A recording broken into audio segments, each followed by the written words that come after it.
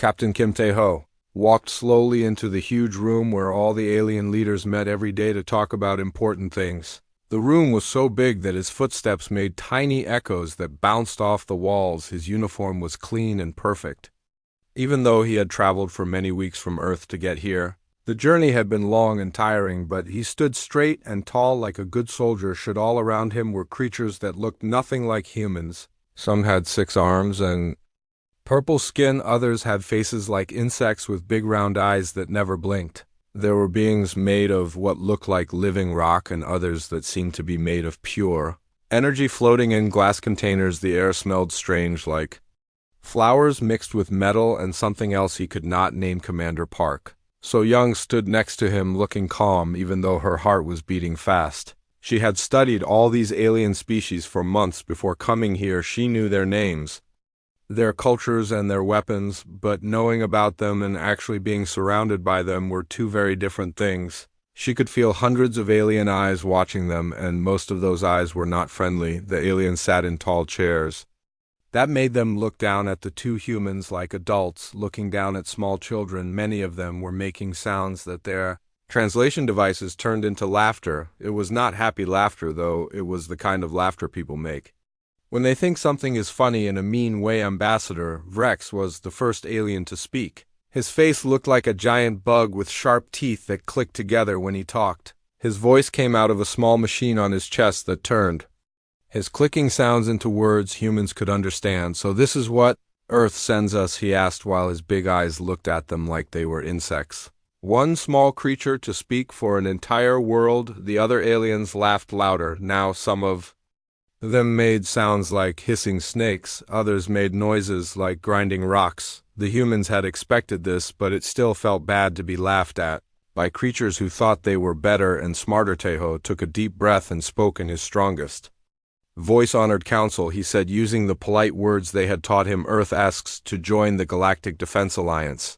Our planet faces the same dangers as your worlds. The Devourers have been seen near our solar system." The laughter got even louder now. Some aliens were slapping their arms or tentacles on their chairs like people clapping, but in a mocking way.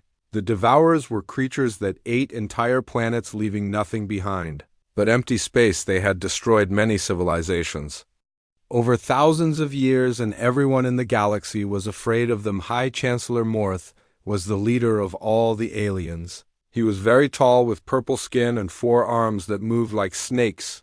When he lifted one hand, all the other aliens became quiet. His voice was deep and sounded like he was talking to a child. "Young human," he said, "your species has barely learned to leave your own planet. What could you possibly do against such an old and powerful enemy? Your weapons are like toys compared to ours. Your ships break down before they can even reach your own moon." Back on Earth, General Lee Dongmin was watching everything through a special television that could show things happening far away in space. He was in charge of Earth's newest warships, and he felt angry when he heard the aliens laughing at them. The aliens had visited Earth before and had called their ships flying garbage. When they saw them, Park So Young decided to speak up. "We have 300 warships," she said. "Our technology might be different from yours, but we are ready to fight for our home." This made the aliens laugh so hard that some of them fell off their chairs. A creature that looked like a giant lizard made a hissing sound that meant he thought it was very funny. 300 ships, he said. "We have fleets with 10,000 ships each. Your entire military would not last even 5 minutes against one small Devourer scout ship." Another alien that sounded like rocks grinding together had an idea.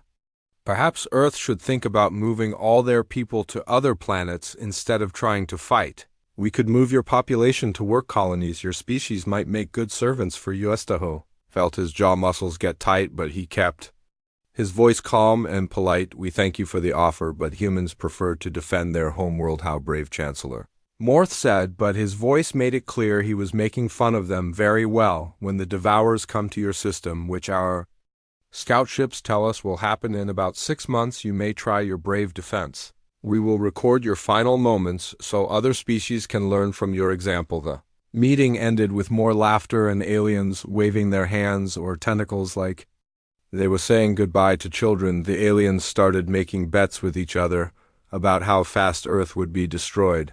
Some said it would take less than 1 hour, others said the humans might last a whole day if they were very lucky. As Teho and So Young walked out of the big chamber, they could still hear the aliens talking and laughing behind them.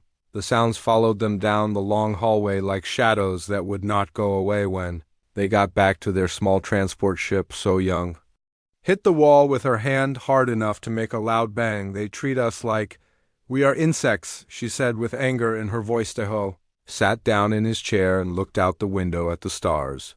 "Let them," he said quietly. "They do not know what humans can really do when someone pushes us into a corner and we have no choice but to fight back." Neither of them knew that in 6 months those same aliens who were laughing at them today would be calling Earth and begging for help. The galaxy was about to learn that sometimes the smallest and quietest creatures can be the most dangerous when they need to protect their families and homes. The transport ship started moving away from the alien station as they traveled through space back toward Earth. Both humans were thinking the same thing. The aliens had made a big mistake by not taking them seriously, but that mistake would soon teach the entire galaxy a lesson they would never forget. The stars looked different now as they flew home. They looked like tiny lights that were watching and waiting to see what would happen when the Devourers came to Earth. The aliens thought they already knew how the story would end, but they were wrong, very wrong. Admiral Choi Min-ho stood on the main control room of his ship called the ESV Determination. He looked out through the big window at space, which seemed quiet and peaceful, but he knew that was about to change very soon. The long-distance sensors had picked up signals showing that the Devourer fleet was coming closer from the very edge of their solar system, where the sun barely gave any light. "Sir," called Lieutenant Yang Ji-woo from her workstation, "we are getting many messages from different alien worlds. They are offering to take human refugees now if we want to leave Earth." Min-ho kept his face serious and did not smile. "How kind of them to offer help now," he said. "What is the status of our defense fleet?" "All 300 ships are in their positions," reported Commander Bae Hyun-sik. "The defense platforms around Earth, Mars, and the asteroid belt are working perfectly. All the weapons on the ground are ready to fire." Through his earpiece, Min-ho could hear General Lee Dong-min speaking. "From Earth Command, Admiral, we are detecting huge energy readings. The Devourer fleet is enormous. Our intelligence people think there are at least 5,000 ships, including several that can destroy entire planets on distant worlds far away from Earth." Alien leaders were watching their long-distance sensors with feelings of excitement and sadness mixed together. They had seen the Devourers fight before and knew how terrible they were. Entire civilizations had been wiped out in just a few days. The humans had no idea what kind of enemy they were about to face. "Contact from the Devourer fleet," announced Communications Officer Han Soo-bin. "They are demanding that we surrender immediately without any fighting." "Put them on the main screen," Min-ho ordered. The big screen in front of them flickered and then showed a creature that looked like something from the worst nightmare anyone could imagine. It had many eyes all over its head and teeth that looked like sharp knives. When it spoke, its voice sounded like metal being ground up by machines. "Inferior beings of the third planet, you will submit to absorption. Your biological distinctiveness will be added to our collective resistance is meaningless and will only cause you more pain. This is Admiral Choi Min-ho of the Earth Defense Fleet," came the calm reply. "Earth does not surrender. If you want our world, you will have to take it by force." The alien creature made a sound that might have been laughter, but it was horrible to hear. "So be it. Your defiance will make your absorption more satisfying for us." The message ended and the screen went dark. Across all the human ships, crews prepared for battle. Many of them had never fought in space before, but they had trained for this moment.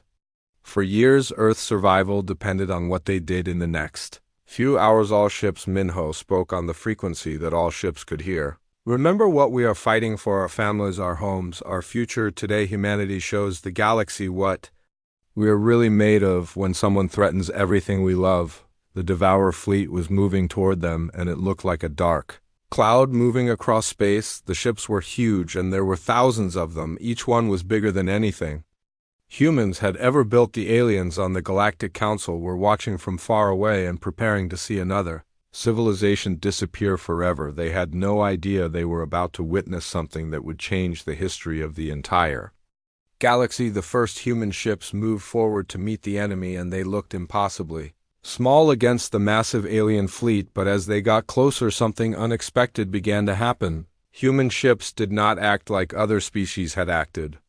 When facing the Devourers, they did not form defensive lines or try to protect specific areas. Instead, they spread out in patterns that made no sense to anyone watching. They moved fast and seemed to dance around the enemy ships like small birds.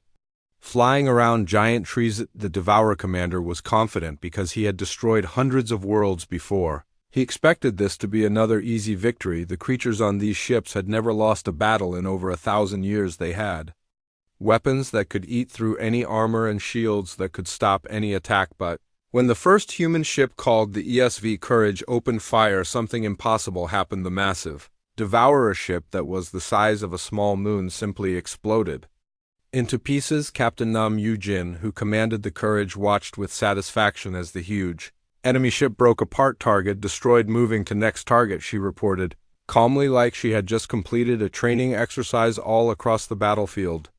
Similar things were happening. Human ships that had been dismissed as primitive were cutting through Devourer forces like sharp knives cutting through soft butter.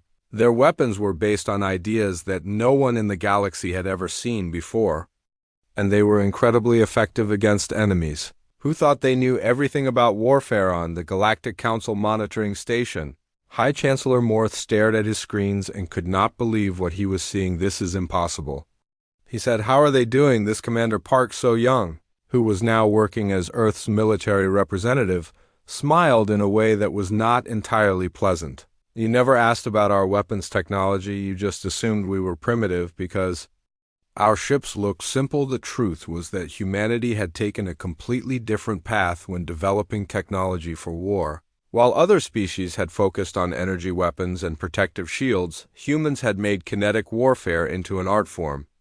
Their railguns fired solid objects at speeds that were significant fractions of light speed. Their missiles used guidance systems based on quantum mechanics that made them impossible to stop or redirect. But the real surprise was still coming, and no one was prepared for what humanity was about to show them. The galaxy was about to learn that there are many different ways to fight a war, and humans had chosen the most effective ones.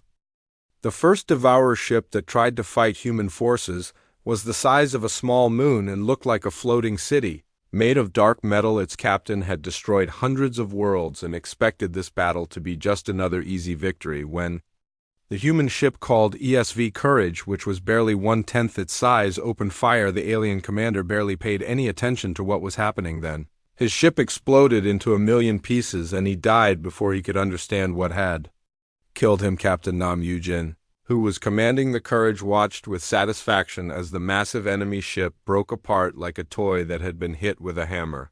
"Target destroyed, moving to engage next enemy," she said calmly into her communication device. All across the battlefield, similar scenes were playing out again and again. Human ships that had been dismissed as primitive toys by the Galactic Council were cutting through Devourer forces like sharp swords cutting through paper. Their weapons, which were based on scientific principles that were completely unknown to galactic science, were devastatingly effective against enemies who thought they understood everything about warfare. On the Galactic Council monitoring station, High Chancellor Morth stared at his display screens with his mouth hanging open in complete disbelief. "This is impossible," he said to everyone around him. "How are they doing this? What kind of weapons are those, Commander?" Park So-young, who was now serving as Earth's military liaison to the alien government, smiled in a way that was not entirely friendly. "You never asked us about our weapons technology," she said. "You just looked at our ships and assumed we were primitive because they looked simple."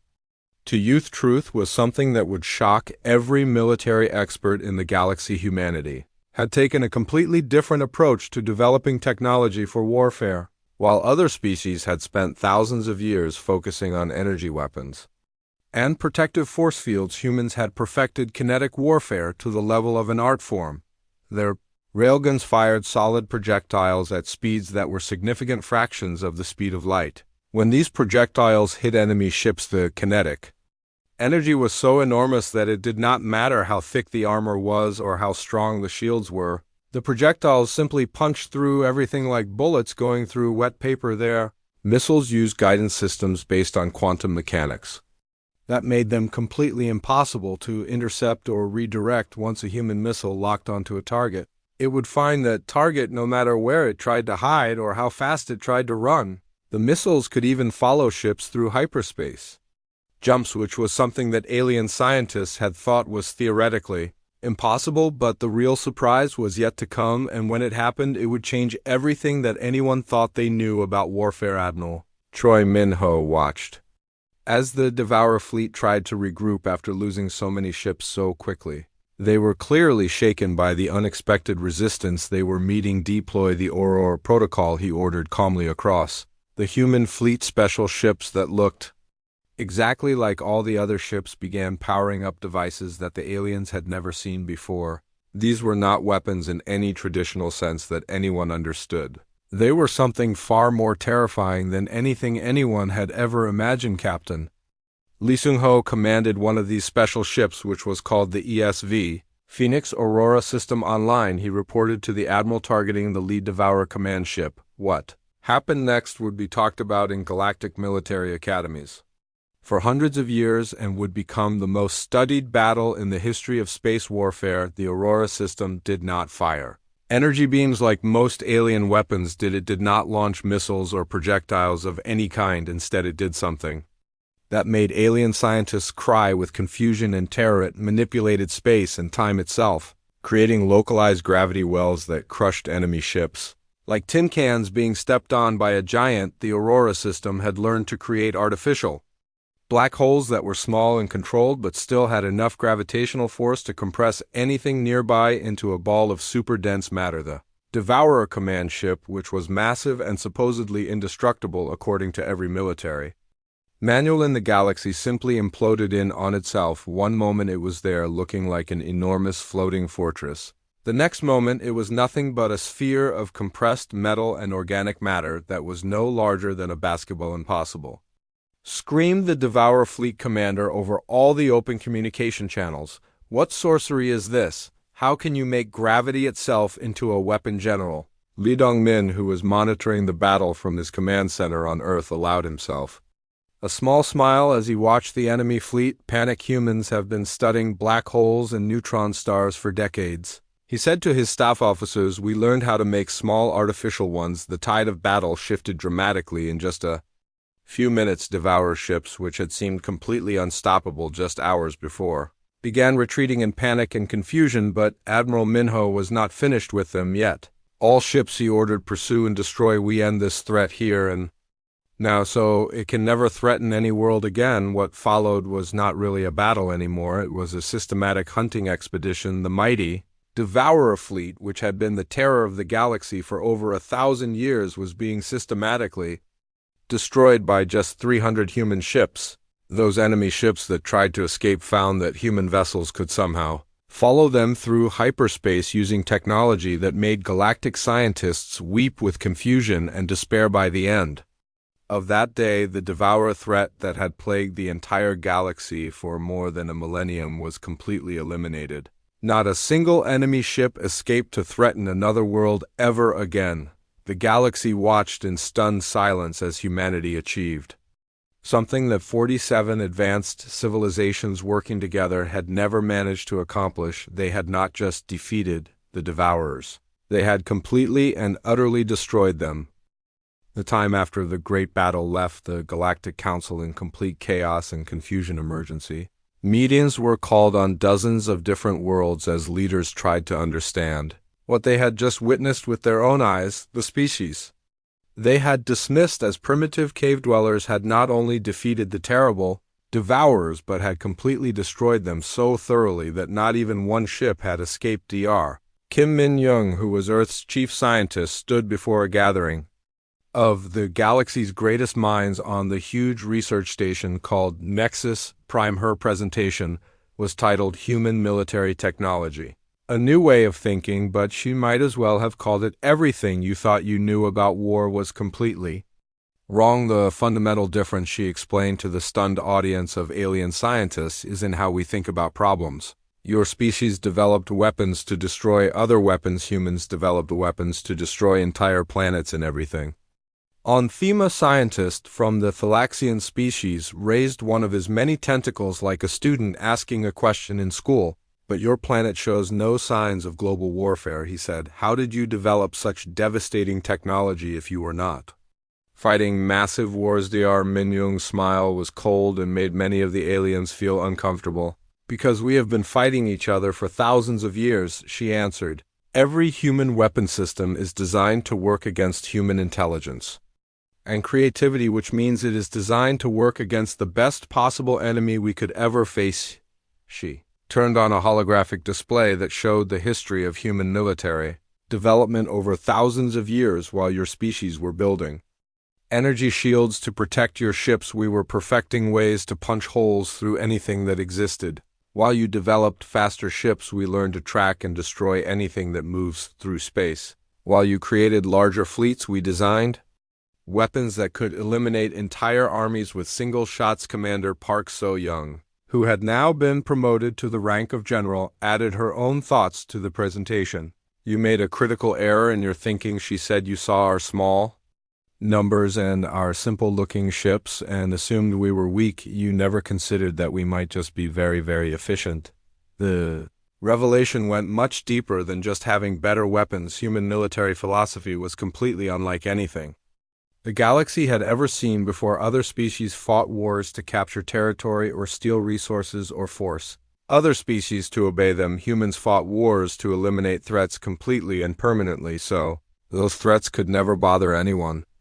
Again, Captain Nam Yu-jin explained this during a tactical briefing that was attended by military officers from dozens of different worlds. The Devourers expected us to fight like all of you do, she said. Defensive formations, gradual increases in fighting intensity, and negotiations for surrender terms when things got bad. We do not do any of those things. When humans go to war, we go to war with the intention of winning completely. But the biggest shock came when Admiral Choi Min-ho revealed the true scope of human military preparation to the assembled alien leaders. The 300 ships you saw fighting the Devourers were not our entire fleet, he said calmly. They were just our initial response force. The alien representatives looked at each other with confusion and growing fear until Admiral Min-ho continued speaking.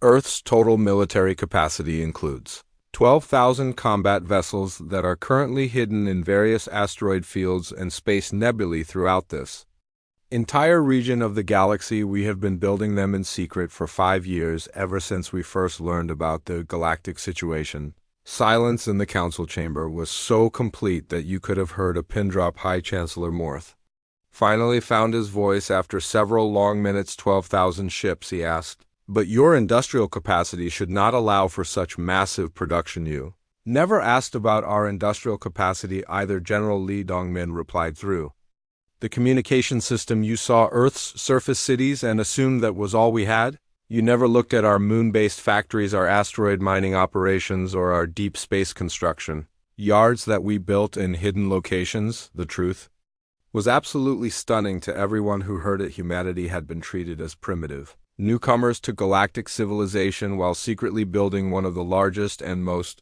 technologically advanced military forces in the entire history of the galaxy. They had done all of this quietly, efficiently, and without anyone noticing what they were really doing. Why? Asked Ambassador Vrex while his insect-like mandibles clicked nervously. Why build such enormous military forces if you claim to want peace with everyone? General Park So-young's answer made everyone in the room feel cold with fear. Because the first thing humans learned about galactic civilization is that 47 species working together could not protect themselves from one enemy, she said, that told us everything we needed to know about galactic military capability and preparedness. Meeting ended with a completely new understanding of the situation. Humanity was not just another member species that could be ignored or dismissed. They were potentially the most dangerous and effective military force that the galaxy had ever seen. And they had been hiding their true strength from everyone. The aliens who had laughed at Earth's representatives just months before now realized they had been mocking the most powerful military in known space. The species they had offered to take as servants were actually their protectors, whether they wanted protection or not. As the alien delegates left the meeting, many of them were already making plans to send gifts and messages of friendship to Earth. They had learned that it was much better to be friends with humans than to be their enemies. The galaxy would never be the same again, and everyone knew it. 3 months after what historians were already calling the Devourer War, the galaxy faced a new crisis that made everyone afraid all over again. The hegemony, which was a huge military empire from the far side of the galaxy, had heard about the Devourers being completely destroyed and decided to come investigate what had happened. When they found out what humans had done, they became convinced that the galaxy was now ripe for conquest and easy to take over. Supreme Commander Vrax of the hegemony studied the battle reports from the Devourer War with great interest and growing excitement. His species, called the Kethmar, were natural-born warriors who had conquered dozens of star systems over hundreds of years, so these humans destroyed the Devourers. He said to his officers, "Impressive work, but one victory does not make them invincible gods." The hegemony fleet was absolutely massive and terrifying to look at. 200,000 ships of all sizes, including planet killers that could destroy entire worlds, star destroyers that could make suns explode, and reality-warping weapons that could tear holes in space itself. They had never been defeated in over 500 years of constant expansion and conquest. Send a message to this so-called Galactic Council. Vrax ordered his communication officers, "Tell them they have exactly 1 month to surrender unconditionally to hegemony rule, or we will demonstrate why the hegemony has never lost a single war in our entire history." The threatening message reached the council chambers just as Earth's representatives were attending their first formal session as full members of the galactic government. The alien delegates, who were still getting used to humanity's new status as the galaxy's protectors, looked to the humans with barely hidden hope and desperation. Honorable representatives,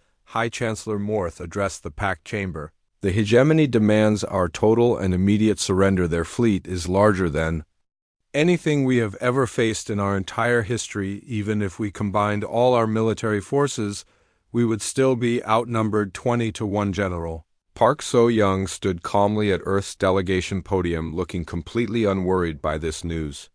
"What do you know about the hegemony's military capabilities and fighting methods?" she asked. The briefing that followed was absolutely terrifying to everyone who heard it. The Kethmar were not like the Devourers, who had relied on overwhelming numbers and biological absorption technology. The hegemony were brilliant strategic thinkers and master tacticians who had studied every possible military philosophy in their entire region of space. "Their reality-warping weapons can make our ships simply cease to exist," explained Admiral Torth of the Zentari fleet with fear obvious in his voice. "They have weapons that can cause stars to go supernova and destroy entire solar systems. They can alter the basic laws of physics in localized areas of space." Several alien delegates immediately began discussing evacuation plans and escape routes. Some suggested hiding their populations in distant nebulae where they might not be found. Others proposed beginning surrender negotiations immediately. To get the best possible terms, General Park So-young listened to all of this panic and fear with an expression that reminded everyone present why humans had earned their terrifying reputation. In such a short time, finally, when everyone else had finished talking, she spoke in a calm, clear voice. "The Galactic Council has 2 choices," she said. "You can surrender to the hegemony immediately and hope they will be merciful rulers who treat you well. Or you can let Earth handle this problem for you." "Let Earth handle it." Chancellor Morth's forearms gestured wildly in confusion. "General, the hegemony fleet consists of 200,000 ships. Even with your hidden reserves that we just learned about, you would still be badly outnumbered." General So-young's smile was exactly the same one she had worn just before the Devourer War began. "You're still thinking in terms of ship-to-ship combat and fleet battles," she said. "That is not how humans fight wars that we intend to win completely." Captain Kim Tae-ho, who had now been promoted to Admiral, Kim supported his colleague's statement. "We have had 3 months to study every piece of information in the galactic military databases. We know exactly how the hegemony fights, what they consider acceptable losses, and what they think is theoretically impossible." "What exactly are you suggesting?" asked the reptilian delegate from the score. Empire, who was clearly nervous about the whole situation, we are suggesting Admiral Kim replied that the Galactic Council formally requests Earth's protection from this threat. In return, we will handle the hegemony problem permanently so it never bothers anyone again. The chamber fell completely silent as everyone realized what they were being offered. They were being offered protection by the same species they had mocked and laughed at just a few months earlier. The irony of the situation was not lost on anyone present, and if we agreed to this arrangement, Chancellor Morth asked very carefully Admiral Minho, who was participating in the meeting through a secure transmission from Earth, answered with typical human bluntness, then, in exactly 30 days there will be no more hegemony threat to worry about. Ever again, the vote to accept Earth's protection was completely unanimous. Every single species voted yes. The galaxy was about to learn another lesson about what happens when you threaten worlds that humans have decided to protect. The hegemony fleet arrived in the solar system exactly 30 days later. Just as they had promised, they came out of hyperspace in perfect military formation like a deadly dance that had been practiced thousands of times. Supreme Commander Vrax had brought his entire military force because he was completely confident that overwhelming power would crush any resistance.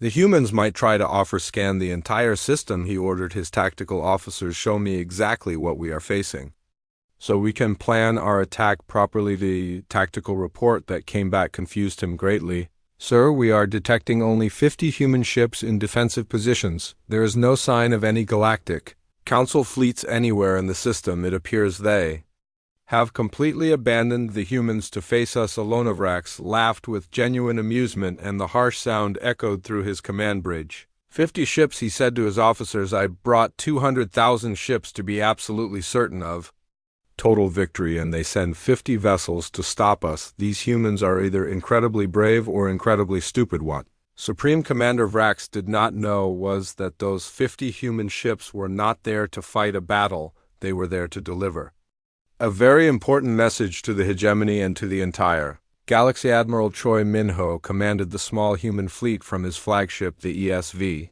Determination. When the hegemony sent their final surrender demand, his response was broadcast on all communication frequencies so that everyone in the galaxy could hear what he had to say. Supreme Commander Vrax of the hegemony, this is Admiral Minho of Earth's Defense Fleet, he said in a calm, professional voice. You have threatened the worlds that are under our protection. You have exactly 30 minutes to begin immediate withdrawal from this star system, or Earth will demonstrate why threatening humanity and our allies is always a fatal mistake. The laughter from the hegemony fleet was so loud it could be heard across all communication channels. Vrax himself replied with obvious amusement, Admiral, you are outnumbered 4,000 to 1 by my forces. Surrender immediately, and I may allow your species to serve in my labor battalions.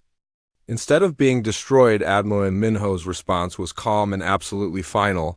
You now have 29 minutes remaining. What happened next became known throughout the galaxy as the hegemony lesson, and it was taught in every military academy in civilized space for many generations afterward. At exactly 29 minutes after the ultimatum had been given, reality around the massive hegemony fleet began to change in ways that no one had ever seen before. But this was not the work of any weapons or technology that anyone recognized. Dr. Kim Min-young had spent the previous 3 months developing something entirely new based on human theoretical physics and mathematics. While other species in the galaxy had learned to manipulate space and time in small ways, humans had learned to manipulate the quantum foam that underlies all of reality itself. They had built devices that could rewrite the fundamental constants of physics in localized areas of space. The hegemony's mighty fleet suddenly found that their weapons would not fire no matter what they tried. Their protective shields could not form or activate. Their engines would not start or respond to commands. The basic laws of physics around their ships had been quietly altered to make all of their advanced technology completely impossible to use. What is happening? Vrax screamed as his flagship systems failed one by one. Our reality warping weapons are not working.